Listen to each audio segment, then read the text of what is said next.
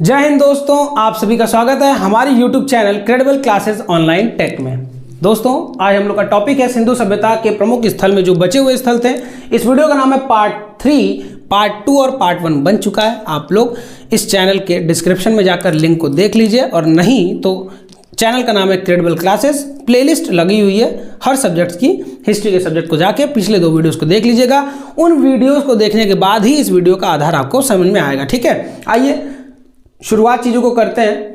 थोड़ा सा गड़बड़ हो गया था चीज़ें, इसलिए आपको यहाँ पर ये डबल टिक्स दिख रहे होंगे, है ना। ये सभी चीज़ें दिख रही होंगी क्योंकि एक वीडियो बन चुका था लेकिन वो वीडियो सक्सेसफुल नहीं हो पाया, उसमें आवाज़ ही नहीं आई। लेकिन अब चलिए फिर से इसको शुरू करते हैं हम लोग। तो शुरुआत है हमारा जो 3 बचे हुए थे, रोपड़, रंगपुर और सुरकोटदा। पढ़िए रोपड़ को हम लोग पढ़ते हैं। तो रोपड़ जो है वो कहाँ पर प्राप्त हुआ? वो पंजाब के रूपनगर में, र से रोपड़, र से रूपनगर, वहां से प्राप्त हुआ है। किस नदी के किनारे? तो सतलुज नदी के किनारे। तो हम सबको पता पंजाब में कौन सी नदी बहती है? सतलुज नदी बहती है। तो वहां पर वो मिला, खोज किया यज्ञदत्त शर्मा ने। यहां पर सबसे इंपॉर्टेंट जो चीज मिला वो तांबे का कुल्हाड़ी मिला। याद रखेंगे दोस्तों। एक और प्रश्न याद रखिएगा आप लोग कि कौन सी ऐसी धातु है जिसका खोज यहाँ पर नहीं हुआ सिंधु सभ्यता में? तो वो क्या है? वो लोहा है। ठीक है, याद रखेंगे हम लोग। और तांबे का खोज हो गया सबसे पहले। तो तांबे की कुल्हाड़ी भी यहाँ पर मिला। कहाँ से? रोपड़ में। अगला जो पॉइंट हम लोग का उसका नाम है रंगपुर। रंगपुर कहाँ पे है? तो अहमदाबाद गुजरात। हम सबको पता है अहमदाबाद गुजरात। कौन खोजा? एसआर राव जी ने इनको खोजा, उत्खनन किया। भादर नदी के किनारे मिला। इसके जो साक्ष्य थे बहुत इंपॉर्टेंट, बाजरा, ज्वार और धान की भूसी। ये इंपॉर्टेंट चीज थे जो हमको रंगपुर से याद रखना है। रंगपुर कहाँ पे? याद रखेंगे अहमदाबाद गुजरात। किसने खोजा? एसआर राव ने खोजा। नदी है भादर, और जो चीजें मिली हैं यानी अवशेष वो है बाजरा, ज्वार और धान की भूसी। ठीक है, अगला पॉइंट आखिरी सुरकोटदा, बहुत इंपॉर्टेंट। इससे केवल एक प्रश्न बहुत इंपॉर्टेंट होता है, घोड़े की हड्डी प्राप्त हुई है। ठीक है, यहां से अवशेष में घोड़े की हड्डी प्राप्त हुई है। कौन सी नदी? सरस्वती नदी, कच्छ गुजरात। व्हाइट बालू पूरी होती है गुजरात के कच्छ इलाके में। ठीक है, वहां से मिली है सरस्वती नदी के किनारे घोड़े की हड्डी। बहुत इंपॉर्टेंट। जगपति जोशी इसके क्या है? इसके खोजकर्ता, यानी उत्खनन के समय जगपति जोशी नेतृत्व कर रहे थे। तो ये 3 प्रमुख टॉपिक, इसको आप लोग ध्यान से देख लीजिएगा, नोट्स जरूर बना लीजिएगा।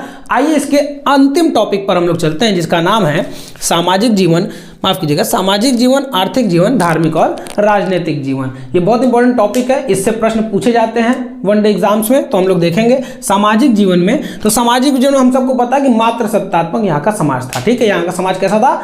जैसे आज का समाज जो है पितृ सत्तात्मक है। घर में सबसे जो मेनली किसका चलता है?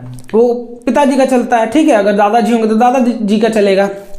लेकिन यहाँ पर समाज कैसा था? मात्र सत्तात्मक था ना, स्त्री और माताओं का अच्छी स्थिति थी। उसके बाद समाज जो है वो 3-4 वर्गों में विभाजित था ना, पुरोहित, व्यापारी और श्रमिक हैं, शिल्प हैं। ये ऐसे शिल्पी मतलब जो चीज़ों को बनाते हैं, तो उन लोगों के श्रमिक हैं, उसमें ये विभाजित था। याद रखेंगे हम लोग, पुरोहित, व्यापारी। हालांकि ऐसा कोई साक्ष्य तो नहीं मिला जितने भी, लेकिन अवशेष मिले उससे तो ये पता चलता है कि ऐसे ऐसे वर्गों में ये विभाजित था। अगला पॉइंट है, यहाँ के लोग शाकाहारी और मांसाहारी हुआ करते थे। हम लोग कहेंगे कैसे? तो आप सबको पता है विशाल अन्नागार और विशाल स्नानागार मिला है। तो दोस्तों विशाल अन्नागार और विशाल स्नानागार कहाँ मिला? कमेंट में आपको करके बताना है। और अगर आपने नहीं देखा है तो सेकंड वीडियो जरूर जाके देखिए, आपको पता चल जाएगा कहाँ से विशाल अन्नागार और विशाल स्नानागार मिले हुए हैं। ठीक है, अन्नागार मतलब किचन की बात हो रही थी। तो हाँ, तो अब कैसे पता चला कि लोग मांसाहारी होंगे या शाकाहारी होंगे? तो यहाँ के जो अन्नागार थे यानी किचन थे बड़े बड़े, वहाँ दोनों के साक्ष्य मिले हैं। मांसाहार में जैसे मछलियों की हड्डियाँ मिली हुई हैं, शाकाहारी में अन्य अन्य चीज़ों के जैसे जौ है ना, बाजरा, इसके साक्ष्य मिले हुए हैं। तो इससे पता चलता है कि यहाँ के लोग जो थे दोनों थे। मनोरंजन के लिए ये लोग क्या किया करते थे? तो आज हम लोग मनोरंजन के लिए क्या किया करते हैं? आज हम लोग क्रिकेट देखते हैं, मैच देखते हैं, खेल लेते हैं, क्रिकेट मैच है ना, मूवीज़ देख लेते हैं, गेम्स खेल लेते हैं, आउटडोर इंडोर सब गेम खेल लेते हैं, सब ऑनलाइन ऑफलाइन। ये लोग क्या करते होंगे? तो ये लोग क्या करते थे? तो वो लोग शिकार करते थे। भाई फेसबुक नहीं था ना, व्हाट्सअप नहीं था उन समय, तो लोग शिकार किया करते थे। ठीक है, नृत्य क्या? तो नृत्य भी करते थे, है ना। आज अच्छा हम लोग का सोर्स है ना, हम लोग टीवी भी लगा के देखने लगते हैं ना नृत्य यानी कि डांस। वो पशुओं की लड़ाइयाँ, जैसे पहले ना अवध के नवाब लोग इत्यादि लड़ाते थे मुर्गे, वैसे ये लोग पशु लड़ाइयाँ देखते थे। ठीक है, मुर्गे नहीं, सभी चीज़ों के। तो मनोरंजन का ये साधन था इन लोगों का। आभूषण इन लोग का कैसा था? जैसे आज हम लोग का आभूषण क्या है? लड़कों के लिए गले की चेन है, ब्रेसलेट है। महिलाओं के लिए क्या है? तो महिलाओं के लिए जैसे कि नेकलेस है, या फिर कान में पहनने वाला है, नाक में पहनने वाला है, मांडी का इत्यादि है, उसी तरह इन लोग का भी आभूषण था। लेकिन हाँ, यहाँ पर यह है कि स्त्री और पुरुष दोनों आभूषण धारण करते थे। हम लोग भी ऐसा है कि धारण करते हैं, लेकिन उस समय कुछ ऐसे आभूषण हुआ करते थे, देखो मन के इत्यादि है ना, मन के हार या फिर हड्डियों से बने हुए हार, ये सभी चीज़ें यहाँ पर प्रमुख। एक बहुत इंपॉर्टेंट पिक्चर है, इंपॉर्टेंट क्या है मतलब एक अगर आप जानकारी थोड़ा बहुत लेना, थोड़ा बहुत, तो उस पिक्चर में है मोहनजोदारो पिक्चर है ऋतिक रोशन की, उसमें थोड़ी बहुत चीज़ें इसमें दिखाई गई हैं। ठीक है, अगला पॉइंट जो हम लोग को पढ़ना है उसका नाम क्या है, आर्थिक जीवन, यानी कि इकोनॉमिकल लाइफ। तो इनका इकोनॉमिकल लाइफ कैसा था, इकोनॉमिकल मतलब हो गया कि अब हम ये लोग खाने कमाने के लिए क्या करते थे, है ना, पेट भरने के लिए क्या करते थे, तो ये लोग यहाँ से खेती के साक्ष्य मिले, आप सबको पता है। इसी बीच एक और प्रश्न आता हुआ क्या कि जुते हुए हल के साक्ष्य, ऐसा खेत जुते हुए हल, यानी कि जो खेत है वो जुता हुआ है, वहाँ ऐसे जुते हुए हल से साक्ष्य कहाँ पे मिले हुए हैं, आपको कमेंट में करके बताना है। नहीं देखे हो सेकंड वीडियो जाके देखेंगे, पता चल जाएगा हम लोग को। ठीक है, पशुपालन, यहाँ के लोगों को पशुपालन करते थे। पशुपालन का मतलब पशुओं को पालना, जैसे कुत्ता पाले थे, ठीक है, बैल पाले थे, गधा इत्यादि। उद्योग और व्यापार लिखा, दोनों एक ही बात है, उद्योग और व्यापार एक ही बात है। तो उद्योग और व्यापार में हम लोग कुछ चीज़ें निर्यात करते थे, निर्यात मतलब भेजना बाहर, और कुछ आयात करते थे, यानी कि इंपोर्ट एंड एक्सपोर्ट। तो एक्सपोर्ट मतलब निर्यात करना, इंपोर्ट मतलब क्या करना, ले आना। इसमें कंफ्यूजन होता था, आया मतलब आयात, जो मंगा रहे हो तुम्हारे पास आया, निर्यात मतलब जो चला गया, उसका उल्टा, सिंपल। तो हम लोग सूती वस्त्र, हाथी के दांत, ये सब हम लोग निर्यात किया करते थे दूसरे देशों को ना, जैसे ईरान हो गया, अफगानिस्तान हो गया। अच्छा, इन लोग से लेते क्या आते थे, जैसे चांदी हो गया, यहाँ लिखा है ना, चांदी है, टीन है, ये सब हम लोग, चांदी जैसे अफगानिस्तान और ईरान से हम लोग लेते थे, टीन कहाँ से लेते थे, अफगानिस्तान से लेते थे। तो ये बहुत इंपॉर्टेंट टॉपिक है जो 1 नंबर के क्वेश्चन में आता है। ठीक है, ध्यान रखेंगे हम लोग आर्थिक जीवन से। आइए धार्मिक और राजनीतिक जीवन समझ लेते हैं। हालांकि राजनीतिक जीवन यहीं पर आ गया, लगभग समाज मात्र सत्तात्मक है ना, 4 वर्ग है, फिर भी यहाँ देख लेते थोड़ा सा।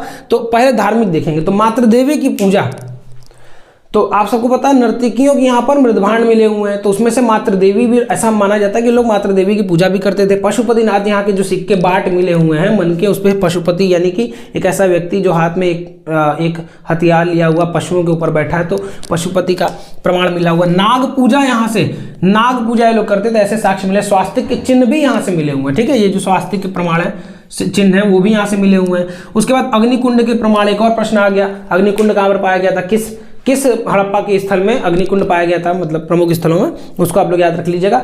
और नहीं देखे तुरंत सेकंड वीडियो जाकर देखो भाई, और तुरंत यहाँ पर आकर थर्ड वीडियो पे फिर से क्या करो, पार्ट 3 पर कमेंट करो। शासन वही चीज जो हमने बताया, राजनीतिक जीवन तो 3-4 वर्गों में, जैसे पुरोहित और व्यापारी कहा जाता है, यही 2 ऐसे वर्ग थे जो क्या किया करते थे, इस पर शासन किया करते थे। ठीक है, तो ये कुछ प्रमुख पॉइंट्स है, इसको लिख जरूर लीजिएगा आप लोग। अंतिम पॉइंट जिससे प्रश्न आता है नोट्स में, आइए देखते हैं। पिगट, स्टुअर्ट पिगट एक ऐसे व्यक्ति थे जिन्होंने कहा कि हड़प्पा और मोहनजोदड़ो जो 2 प्रमुख नगर हैं सिंधु सभ्यता के, तो हड़प्पा सभ्यता भी इसको कहा जाता है, ये तो हम सबको पता है। क्यों कहा जाता है, क्योंकि सबसे पहले यहाँ खोज हुई, लेकिन हड़प्पा एक क्षेत्र है ना, स्थल है हड़प्पा और मोहनजोदड़ो।